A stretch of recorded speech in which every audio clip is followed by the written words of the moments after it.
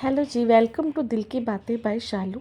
आज हम माता सीता की कथा, धन के भंडार भर देने वाली कथा सुना रही हूँ। प्लीज़ इसे ध्यान से सुनिएगा और आपकी कृपा आप पे माता सीता की बने रहे। यह कहानी जो है माता सीता कहती हैं श्री राम इसे सुना करते थे। एक दिन श्री राम भगवान किसी काम के लिए बाहर जाना पड़ा तो सीता माता कहने लगी कि भगवान, मेरा तो 12 वर्ष का नियम है, अब आप बाहर जाएंगे तो मैं अपनी कहानी किसे सुनाऊंगी। तो श्री राम ने कहा कि तुम कुएं की पाल पर जाकर बैठ जाना और वहाँ जो औरतें पानी भरने आएंगी उन्हें अपनी कहानी सुना देना। सीता माता कुएं की पाल पर जाकर बैठ जाती है तो एक स्त्री आई। उसने रेशम की जरी की साड़ी पहन रखी थी और सोने का घड़ा ले रखा था। सीता माता उसे देखकर कहती, बहन, 12 वर्ष का नित्यनेम सुन लो। पर वह स्त्री बोली, मैं तुम्हारा नित्यनेम सुनूंगी तो मुझे घर जाने में देर हो जाएगी और मेरी सास मुझसे लड़ेगी। उसने कहानी नहीं सुनी और चली गई। उसकी रेशम की जरी की साड़ी फट गई, सोने का घड़ा मिट्टी के घड़े में बदल गया। सास ने देखा तो पूछा कि ये किस देर दोष अपने सिर ले आई है तू। बहू ने कहा, कुएं पर एक औरत बैठी थी, उसने कहानी सुनने के लिए कहा, लेकिन मैंने सुनी नहीं, जिसका यह फल मिला। बहू की बात सुनकर अगले दिन वही साड़ी और घड़ा लेकर सास कुएं की पाल पर गई। सास को वही माता सीता बैठी मिली तो माता सीता ने कहा, बहन, मेरी कहानी सुन लीजिए। सास बोली कि एक बार छोड़, मैं तो 4 बार कहानी सुन लूँ।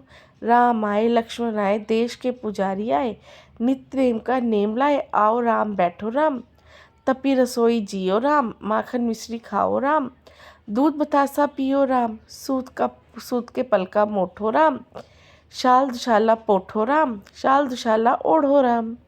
जब बोलूँ राम ही राम, राम सवारे सबके काम, खाली घर भंडार भरेंगे, सबका बेड़ा पार करेंगे। जय श्री राम, जय राम, जय राम, जय जय राम। सास बोली कि बहन, कहानी तो तेरी बहुत अच्छी लगी। कहानी सुनकर सास घर चली गई। उसकी साड़ी फिर से रेशम की जरी वाली बन गई और मिट्टी का घड़ा सोने में बदल गया। बहू कहने लगी, सासू माँ, ये सब आपने कैसे किया। सास ने कहा, बहू तू दोष लगा के आई थी और मैं दोष उतार के आई हूँ। बहू ने फिर पूछा, वह कुएं वाली स्त्री कौन है। सास बोली, वह सीता माता थी।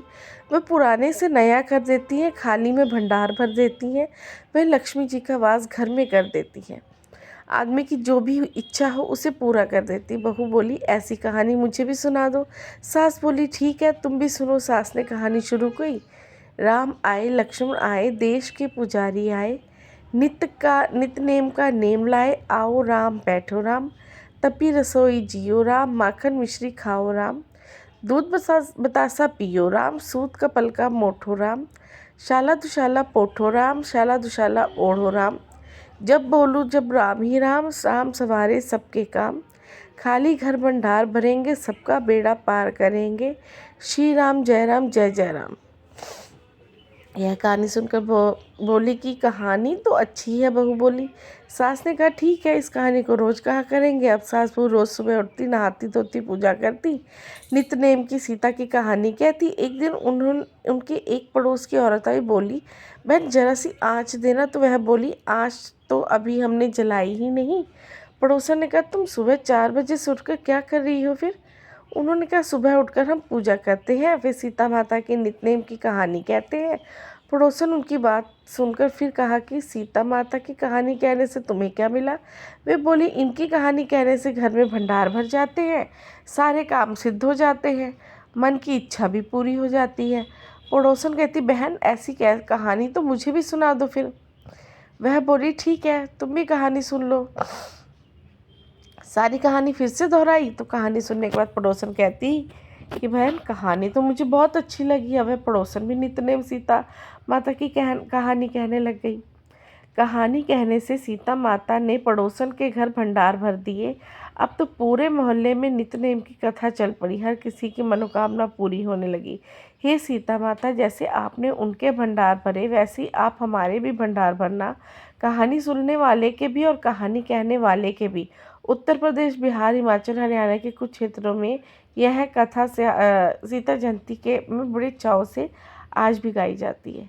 तो दोस्तों, अगर आपको मेरी आवाज़ में कुछ गड़बड़ लगती है तो माफ़ कर दीजिए, थोड़ा सा गला ख़राब है। और जाते जाते मेरे चैनल को लाइक कर